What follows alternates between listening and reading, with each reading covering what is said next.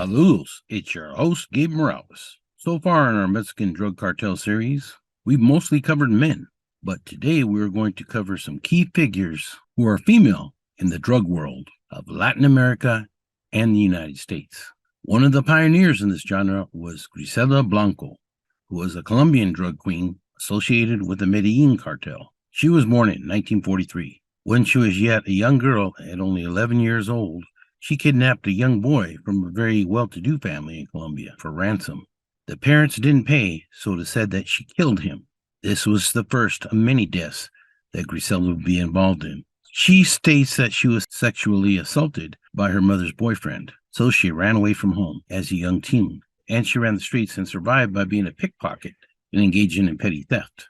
She became childhood friends with Pablo Escobar, who was one of the kings in the narco world, and she became one of his main outlets to the United States during the cocaine cowboy days of the late 1970s through the 1990s. She illegally immigrated to Queens, New York City in the mid-1970s. Blanco invented smuggling cocaine in the seams of clothing via multiple female couriers, who each smuggled approximately a kilo or more per person. Remember, this was way before 9/11, so there were no scanners back then, and seldom were drug-sniffing dogs used at airports, unless the cops were tipped off beforehand. But she was finally indicted as being part of a drug smuggling conspiracy, but fled back to Colombia before she could be arrested. She then returned to the United States to Miami in the 1980s, where she invented the use of hitmen riding on motorcycles, and she was killed by one later on in life. She was arrested in 1985 and sentenced to 15 years in federal prison. A war erupted between her and her son from her first marriage to Zulma Trujillo when she lived in Miami. She tracked him down and kidnapped him to Colombia, but he shot her, so she killed him. She also killed her second husband, Alberto Bravo, as well as her third husband, Dario Sepulveda, with whom she had a son named Michael Corleone.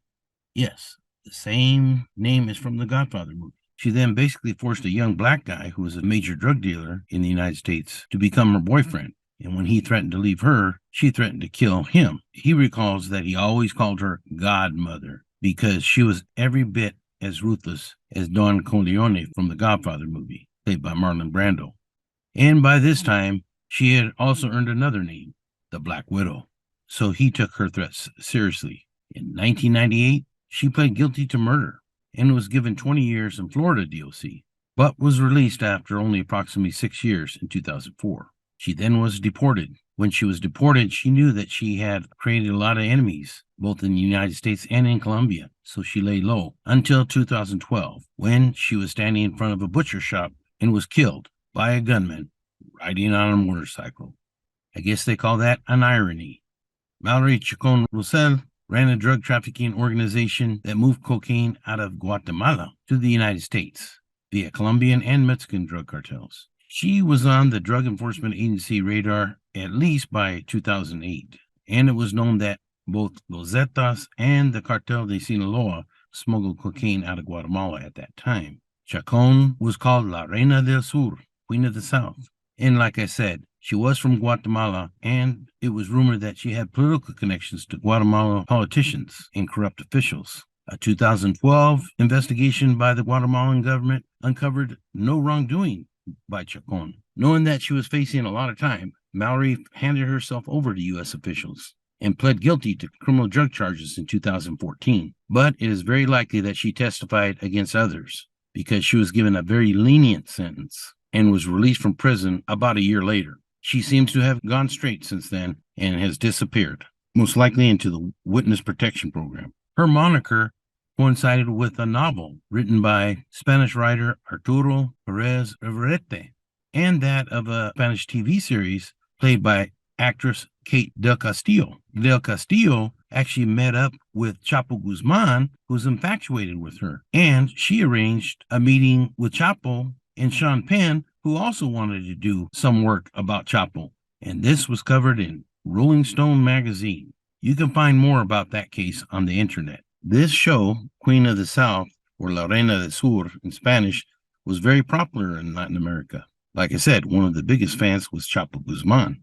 In the show, Kate Del Castillo plays drug queen Teresa Mendoza is a Mexican born in Sinaloa, but then set up to be sex trafficked. But she learns how to be a drug mule, running drugs across the border, but then becomes so good at it that she becomes the boss, or La Reina, the Queen of the South. In the American version of the show, Teresa Mendoza is played by Brazilian actress Alice Braga, niece of famed Brazilian actress Sonia Braga. Me and my wife watch the show regularly, each season, and while it does have a lot of Hollywood, it also does show the ugly side of the narco world, especially the double crosses and cases of death that often occur in that arena.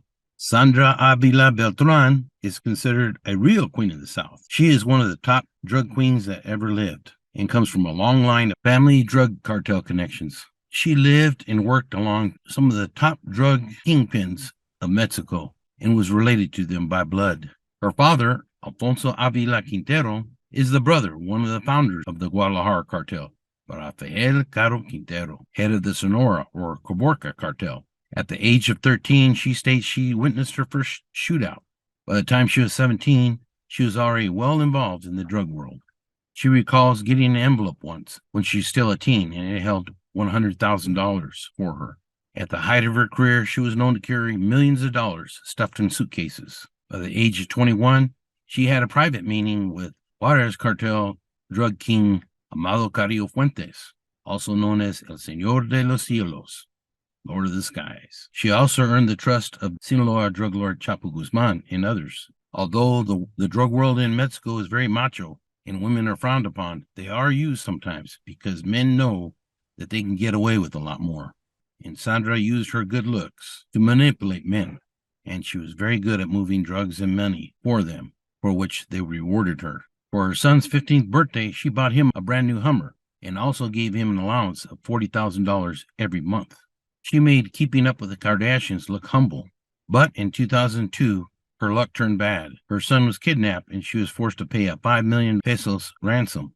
It was also around that time a narco corrido band called Los Tucanes de Tijuana made a song about her that became very popular. She describes how she once arrived at a very lavish party and they were playing the song, and instead of being proud, she was a little bit irate and embarrassed. The party was packed with narcos, politicians, military brass, and dirty cops, as approximately 200 sicarios stood guard at the private party, attended by several drug lords. Avila strode from a helicopter in sunglasses, carrying an AK-47. She was then promptly escorted to the table of Chapo Guzman. She was at the top of her world, but it all came crashing down. Eventually, she got caught and spent years in prison. She spent lengthy times in solitary confinement, while other times she was granted special privileges, where she had maids serving her special food, access to alcohol and cigarettes. She walked the yard as a queen, just as she did out in the streets, in high heels.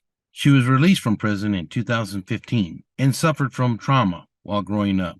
Her fortune is now mostly buried, but she has tried to recoup some of it via her lawyers. She watched the Queen of the South show one time that you could say was also partly based on her. And she remembers watching Teresa Mendoza and saying, "Ah, you poor little girl, they will kill you."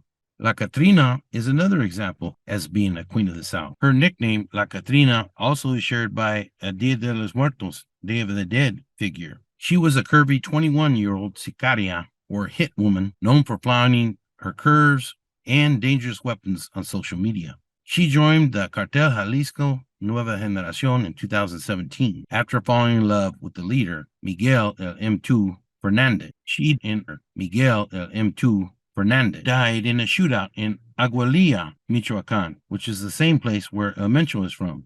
After becoming an internet sensation, La Catrina, whose real name was Maria Guadalupe Lopez Esquivel, was shot in the neck in 2020 by Mexico's National Guard and Michoacan State Police after they raided a CJNG safe house where she was staying, and they encountered her and several other armed members of the cartel, and they engaged in a shootout, and that's when she was shot in the neck.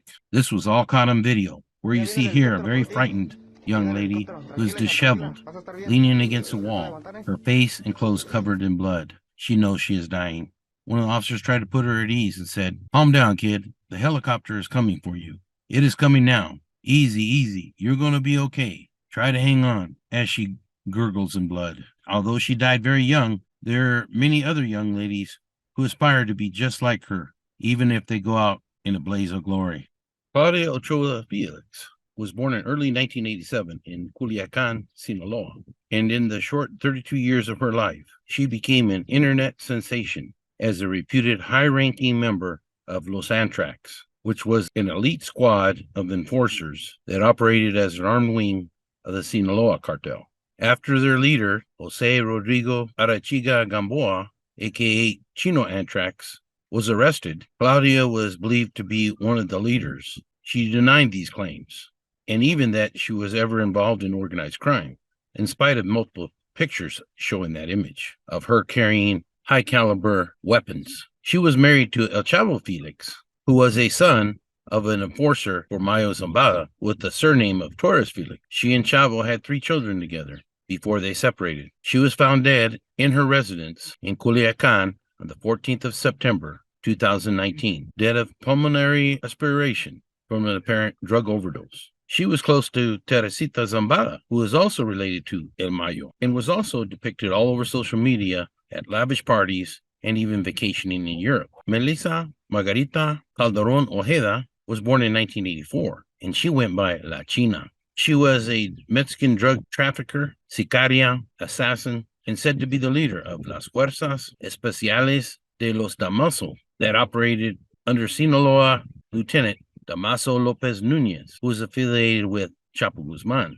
Supposedly, she started El Cartel California Sur with her then boyfriend, El Chino Lopez, and they are said to operate with Sureños from Southern California.